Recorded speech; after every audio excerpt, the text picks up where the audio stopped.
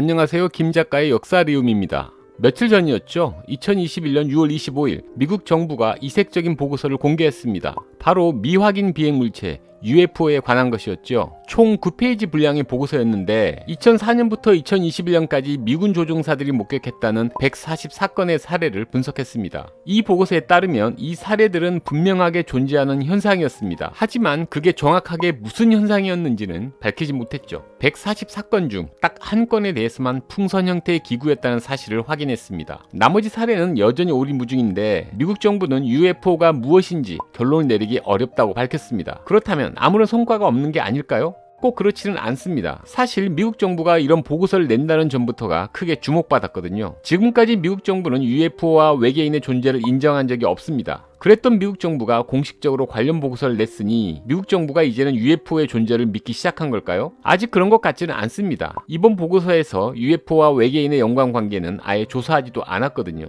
또한 공식적으로는 미확인 비행물체를 뜻하는 UFO라는 용어를 사용하지 않습니다. 미확인 항공현상을 뜻하는 UAP라는 용어를 쓰죠. 사실 1-20년 전만 해도 UFO는 비과학적이며 신비주의적인 개념으로 여겨졌습니다. 그러니 UFO의 존재를 믿거나 목격했다고 하면 미친 사람 취급을 받았죠.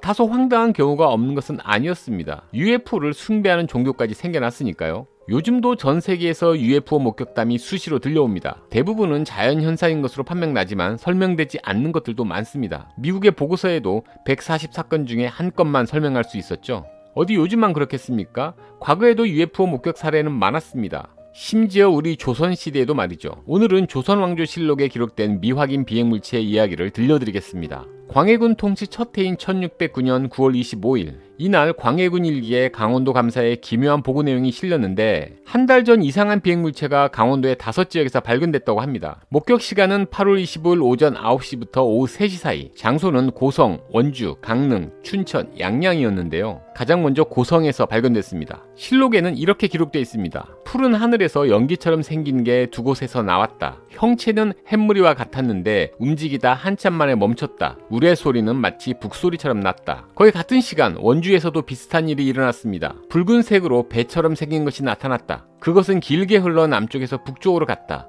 천둥처럼 소리가 크게 나다가 잠시 후에 그쳤다. 각 지역에서 발견된 비행물체의 생김새는 다릅니다. 고성의 물체는 연기, 원주의 물체는 붉은 옷감처럼 생겼지요. 강릉의 물체는 호리병, 춘천의 물체는 물동이처럼 생겼습니다. 생김새는 조금씩 다르지만 비슷한 구석이 꽤 많았습니다. 천둥 같은 소리가 났고 빠르게 움직이다 사라졌지요.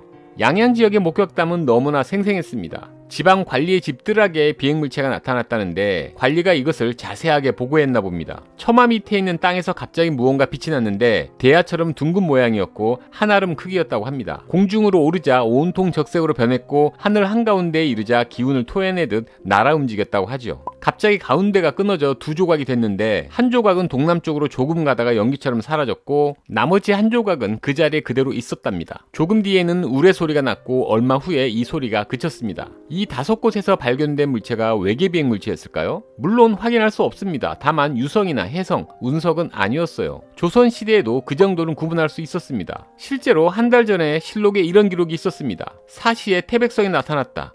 오시에는 영두성이 나타나 이동했다. 밤에는 유성이 나타났다. 유성의 모양은 주발과 같았고 적색이었다. 유성 꼬리의 길이는 6-7척이었다. 분명히 금성과 운석, 유성을 구분해 기록해 놓았죠. 하지만 9월 25일의 기록에는 물체의 정체를 적지 않았습니다. 당시 과학자들도 이 비행물체의 정체를 알 수 없었던 거죠. 혹시 착실은 아니었을까요? 보고서를 보면 공통적으로 나타나는 대목이 있었습니다. 첫째, 날씨가 화창하고 좋았고, 둘째, 굉음이 포착됐습니다. 단순한 착시로 보기에는 좀 애매한 구석이 있는 거죠. 이런 점 때문에 이 물체들이 UFO일 수 있다고 보는 겁니다. 약 100년이 지나 비슷한 목격담이 또 나왔습니다. 숙종 통치 27년째인 1701년 11월 3일 동네에서 비행물체에 대한 보고가 올라왔습니다. 10월 18일 신시의 붉은 빛 한 덩어리가 나타났다. 별도 아니고 구름도 아니었으며 바리떼 모양을 하고 있었다. 곧 명주 모양으로 변했는데 길이가 50, 60척 정도였다. 머리와 발이 있어 용과도 같았다. 서쪽에서 동쪽으로 가다 얼마 후 사라졌다. 물론 이 기록에도 초자연적 현상에 대해 더 이상의 자세한 설명은 없습니다. 아마 이때도 정체를 규명하지 못한 것 같죠? 정말 이 현상이 UFO와 연관된 것일까요? 도입부에 언급했던 미국의 보고서 이야기를 좀 더 해보겠습니다. 이 보고서에 흥미로운 내용이 실려 있는데